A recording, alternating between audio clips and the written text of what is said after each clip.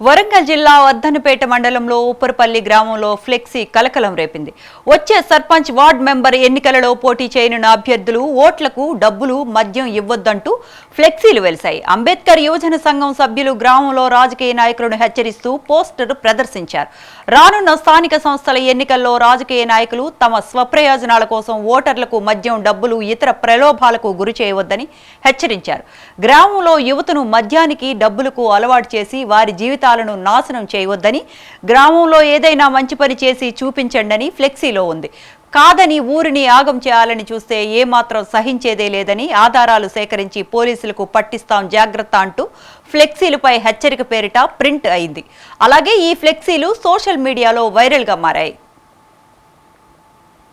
ఎన్నికలను దృష్టిలో పెట్టుకొని మన గ్రామంలోని ప్రతి ఒక్క యువతను కానీ ప్రజలను కానీ కొంతమంది నాయకులు మందు ఆశ్రయించి బీర్లు బిర్యానీ ఆశ్రయించి వారి యొక్క 5 ఏళ్ల భవిష్యత్తును ఆగం చేస్తున్నారు. కాబట్టి దాన్ని దృష్టిలో పెట్టుకునే ఎవరు కూడా వారి యొక్క విలువైన ఓటు హక్కును దుర్వినియోగం చేయొద్దని, అటువంటి మందు బీర్లు వాటికి అలవాటు పడి వాళ్ళ యొక్క ఓటు హక్కును దుర్వినియోగం చేయొద్దని ఏ నాయకుడు నిలబడ్డా కూడా ప్రతి ఈసారి యువకులు అంతే ఉత్సాహం మీద ఉన్నారు. పెద్దలు